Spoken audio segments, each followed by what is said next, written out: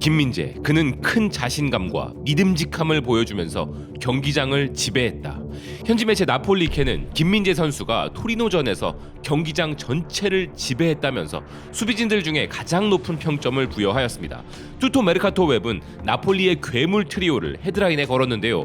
오시멘은 막을 수 없고 김은 벽이었으며 크바라츠헬리아는 10골 10도움을 기록했다면서 나폴리의 이런 강력함에 있어 두 명의 미친 공격수들만큼이나 김민재 선수가 팀에서 끼치는 영향력이 거대하다고 묘사하고 있었습니다.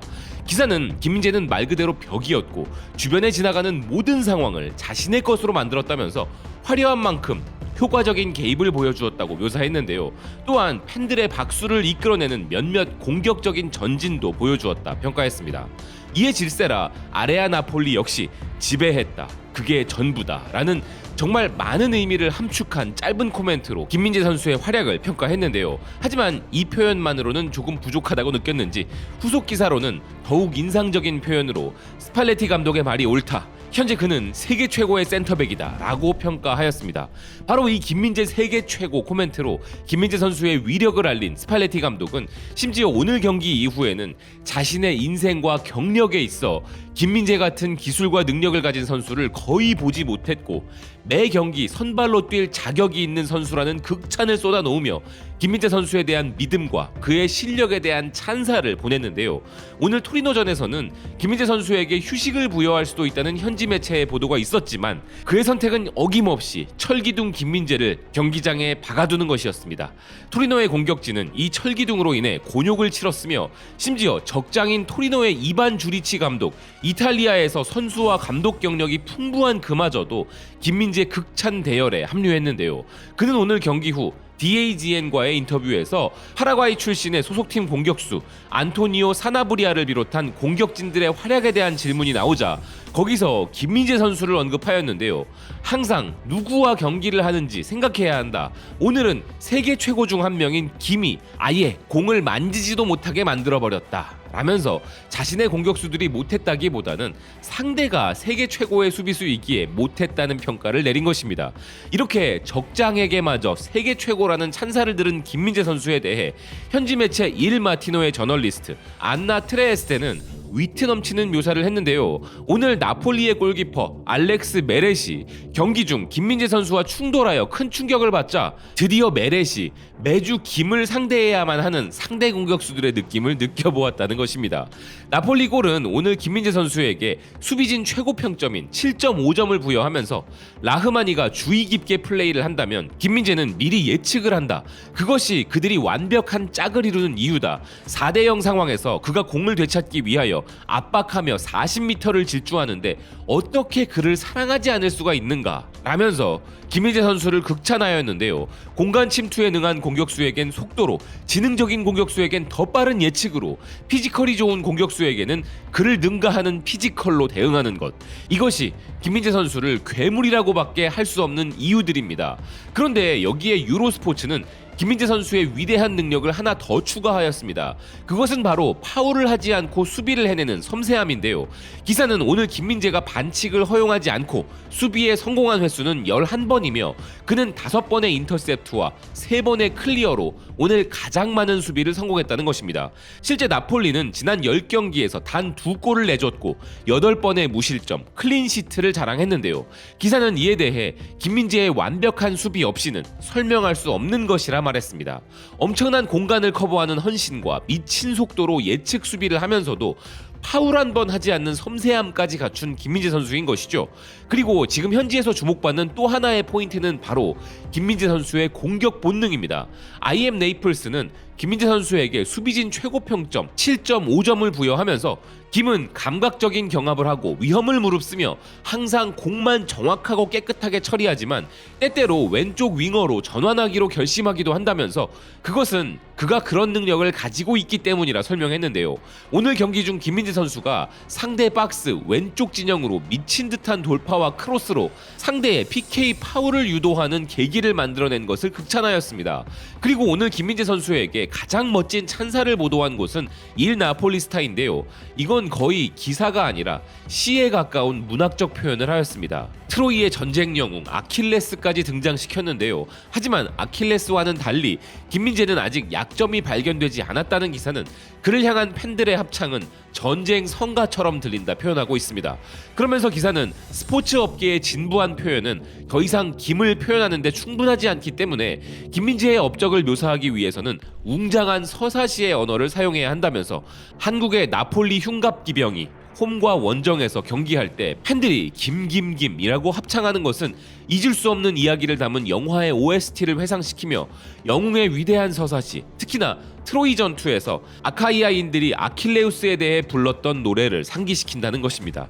그렇기에 김민재는 사실 축구 선수라기보다는 전사 혹은 영웅처럼 보인다는 기사는 한국의 역사적 전통에는 화랑이라는 전사가 있다면서 한국 귀족의 젊은 분파에게 주어진 명예칭호였던 이 화랑처럼 스포츠 선수로서 유도 선수인 아버지, 육상 선수인 어머니를 가진 귀족 혈통의 후손이 바로 김민재라고 묘사하고 있습니다. 또한 그가 아킬레스건도 없는 완벽한 선수라는 점을 강조하기 위하여 임모빌레에서 누니에스와 지루를 거쳐 콜로무아니에 이르기까지 세리에 A와 챔피언스 리그에서 김에게 문제를 일으킨 스트라이커는 단 한 명도 없었다고 설명하고 있었는데요. 아울러 오늘 토리노를 상대로 보여준 경기력은 경쟁심, 속도, 운동 능력, 피지컬, 타이밍, 주의력 및 정확성에서까지 또 한 번 그의 능력을 증명한 것이라 극찬하는 기사는 오시멘과 크바라첼리아가 국제적인 평가를 받고 있지만 이번 여름 나폴리에서 사랑받던 주장 쿨리발리를 대체하게 된 김민재가 우승을 위한 가장 중요한 단계에서 챔피언의 모습을 보여주고 있다 평가하고 있습니다. 이 기사가 정말 국뽕을 한도 끝까지 채우는 것은 물론이고 화랑을 안다는 것 자체가 정말 신기하기까지 한데요. 기사는 이에 덧붙여 김민재 선수의 이름을 설명하면서 세 봉지에 10유로에 판매하고 있는 한국산 김과 김민재의 성이 같다는 것도 재미있게 설명하고 있었습니다. 페르센프레 나폴리가 평가한 김민재 선수의 평가도 인상적이었는데요. 기사는 뛰어난 중앙 수비수에게는 기민함과 두뇌, 경쟁심, 밸런스가 중요하고 매주 일요일마다 크고 강력한 공격수들과 경쟁하기 위해서는 그럴 수밖에 없는데 이 한국 선수는 축구 역사를 다시 쓰고 있다면서 상대 공격수를 거의 모욕에 가까운 수준으로 막아내는 예측 수비를 선보이고 라인을 깨고 빠르게 튀어나가는 올바른 선택을 하여 그가 공격을 차단하는 성공 수치는 초현실적이라는 말로 김민재 선수를 설명했습니다. 그러면서 무적의 벽인 그를 향해 관중석에서 들려오는 팬들의 합창을 듣고 있으면 영화 글래디에이터의 막시무스를 향한 외침을 떠올리게 한다 평가하였습니다. 아킬레스에서 막시무스까지 이게 지금 무슨 일인가 싶을 정도로 참으로 이탈리아스러운 감상적 찬양이 이어지고 있는 상황인데요. 영국에서도 지금 김민재 선수에 대한 이야기는 점점 더 구체적으로 나오고 있습니다. 영국 매체 팀토크는 신뢰할 수 있는 기자 중 한 명인 벤 제이콥스가 맨유가 나폴리 최고의 센터백을 영입하기 위해 접근한다고 제보했지만 맨유보다 리버풀과 토트넘이 한 가지 이유로 김민재 영입에 대한 부분에서 유리하다 전하고 있는데요. 게다가 현재 센터백을 영입하려는 클럽들이라면 필연적으로 김민재를 스카우트하려고 하는 상황이란 것입니다. 유럽 최정상에 있는 그 어떤 팀이라도 센터백을 새로이 영입한다고 했을 때 모두 김민재 선수를 노릴 수밖에 없다는 뜻인데요. 이미 알려진 바대로 파리 생제르맹의 영입 제안은 리그와 챔피언스 리그에 집중하고 싶다는 이유로 거절했다는 소식이 들려온 바 있으며 맨유의 경우 기존의 주전 센터백들이 있기 때문에 선발 자리 보장이 안 되는 반면 토트넘과 리버풀은 선발 출장을 할 센터백을 찾고 있어 그 점이 유리하다는 것입니다. 아울러 감독이 세계 최고라 인정하는 선수인 만큼 나폴리 역시 이미 김민재 재계약을 모색하고 있으며 스팔레티 감독이 절대적으로 사랑하는 선수를 팀에 머무르게 하기 위해 나폴리는 모든 수단을 동원할 것이라는 기사입니다. 그러면서 기사는 말미에 한 가지 확실한 것은 김민재가 만약 영국에서 뛰게 된다면 이번 시즌 세리에 A와 챔피언스 리그에서 나폴리 소속으로 선보인 그의 활약을 감안할 때 김민재는 확실한 히트작이 될 것임을 시사한다 전하고 있습니다. 더 무트름 또한 이 기사를 받아 토트넘이 유리하다는 부분을 인용했는데요. 이 믿을 수 없는 수비수는 크리스티안 로메로의 훌륭한 파트너가 될 것이라 예상했습니다. 하지만 토트넘 이적에 대해 부정적인 부분도 지적한 기사인데요.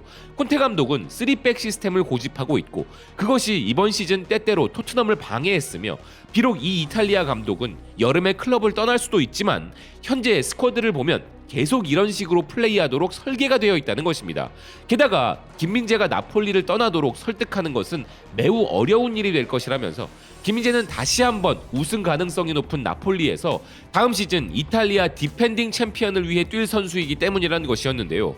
반면 토트넘은 아직 챔피언스리그 진출을 장담할 수도 없는 처지이기 때문이라는 것입니다.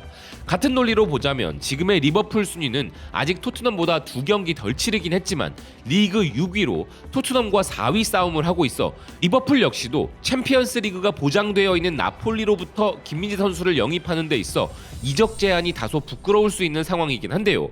팀으로만 따진다면 김민재 선수를 거의 찬양하다시피 하는 나폴리가 가장 매력적이고, 리그로만 본다면 프리미어리그의 팀들이 가진 매력이 더 크다 할 수 있기에 참 고민이 될 수밖에 없어 보입니다. 하지만 확실한 것 한 가지는 이번 여름 이적 시장 전 유럽이 아킬레스건조차 존재하지 않은 완벽한 철기둥 김민재 선수의 움직임을 주목하게 될 것이라는 사실입니다.